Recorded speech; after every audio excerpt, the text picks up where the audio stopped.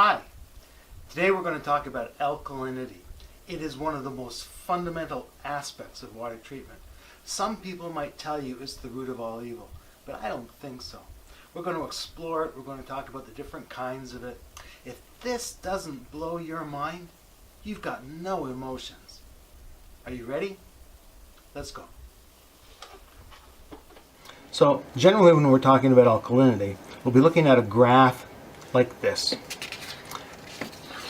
Or perhaps one that looks like this. They're both very common. They both facilitate a good discussion on alkalinity. I've combined them today just to help ease the discussion a little bit and make it a little clearer. So alkalinity is really talking about how carbon is present in water and at what pH of the system we'll find carbon in different forms. So below pH of 4.3, carbon is present as carbon dioxide. All of the carbon present, 100%, is as carbon dioxide. As the pH of the system rises, the carbon dioxide starts to fall away as the carbon form gets converted from carbon dioxide to bicarbonate alkalinity. So as our system continues to rise, the pH in it, the bicarbonate alkalinity will become the dominant species, to the point where 100% of the alkalinity in the water is bicarbonate alkalinity. So there we go.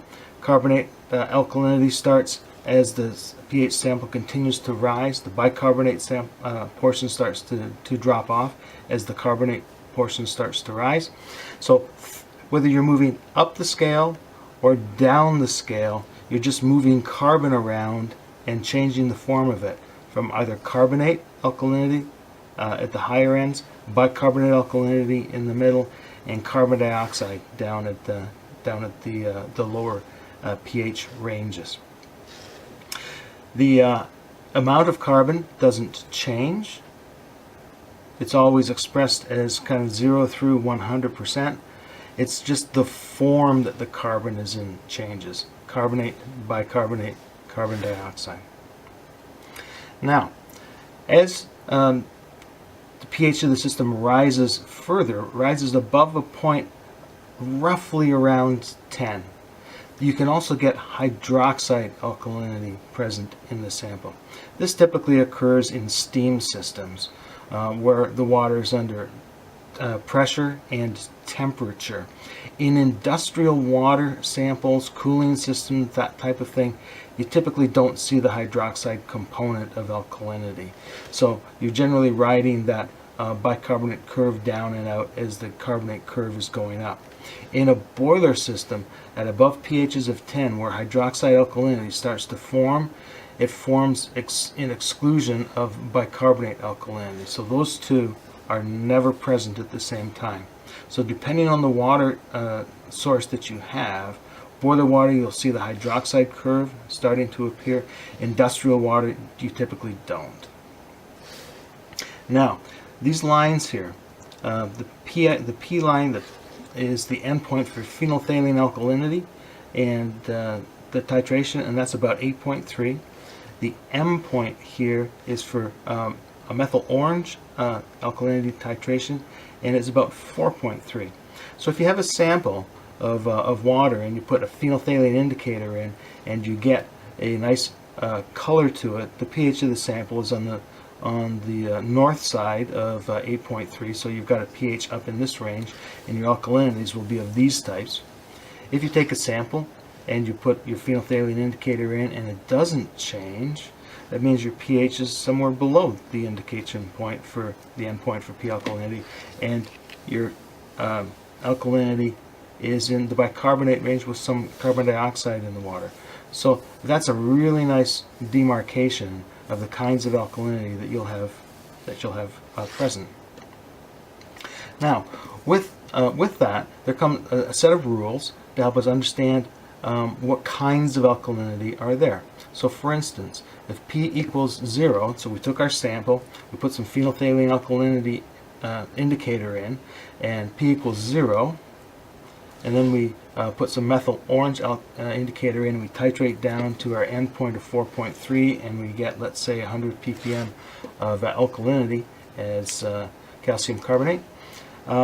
what it says here is that since P was 0, we have nothing up here, so we have no carbonate alkalinity, that's 0.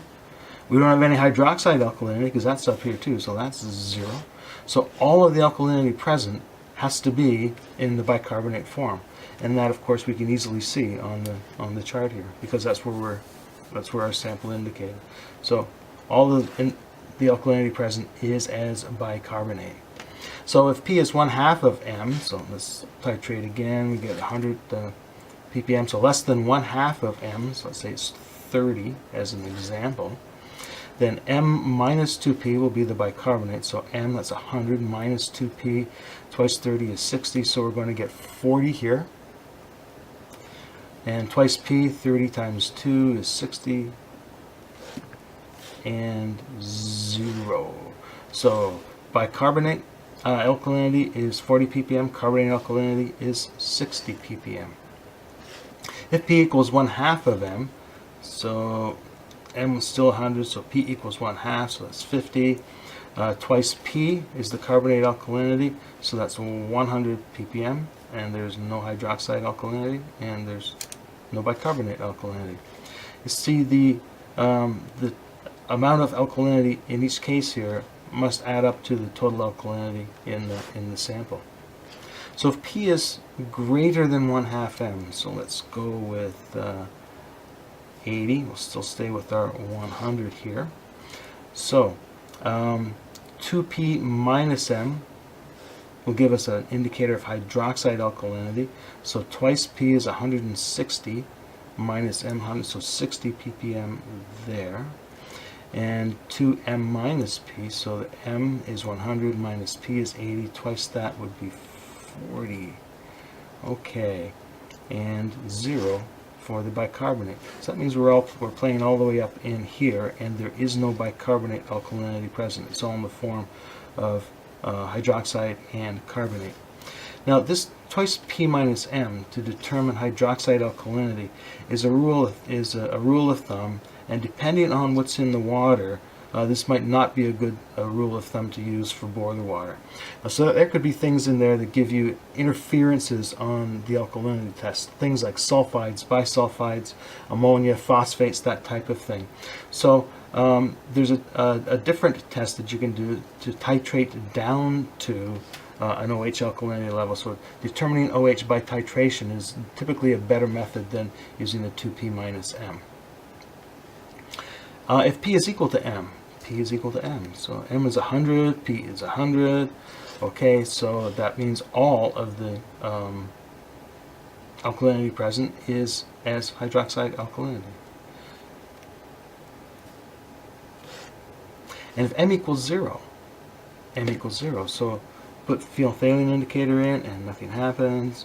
We put the methyl orange indicator in, and immediately it indicates that our pH is below 4.3. If M equals 0,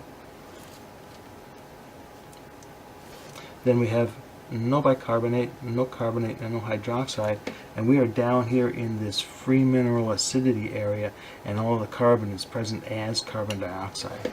So M equals 0 means there is no alkalinity in it. Our pH is fairly low. Any carbon is as carbon dioxide.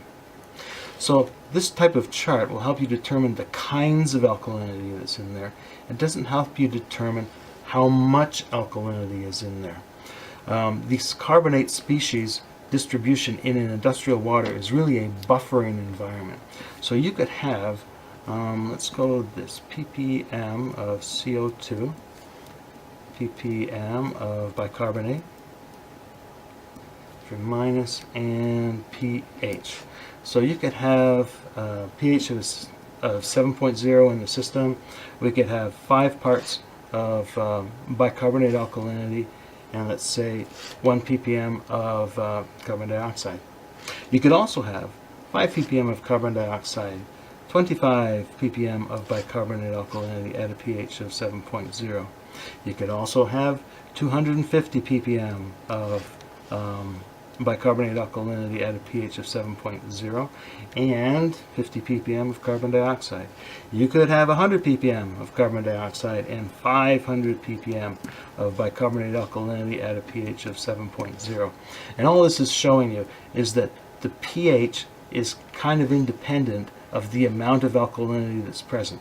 The amount of alkalinity present is a buffering environment in the industrial water space. So lots of alkalinity and carbon dioxide in the water doesn't necessarily affect the pH. The pH, though, and the titrations can tell us the kinds of alkalinity, the proportions of alkalinity that are in the water. So, quick summary here. Below 4.3, carbon dioxide only. 4.3 to 8.3, carbon dioxide and bicarbonate alkalinity. Moving on up the pH scale above 8.3, bicarbonate and carbonate alkalinity. And above 10, you have the opportunity to develop hydroxide alkalinity. These relationships work well on either side of 10, but in and around that 10 space, it gets kind of fuzzy because of the opportunity for hydroxide to develop. So the further north of 10 you get, or the further south of 10 you get, the stronger these relationships of alkalinity are. But right in this space right here, they can be fuzzy.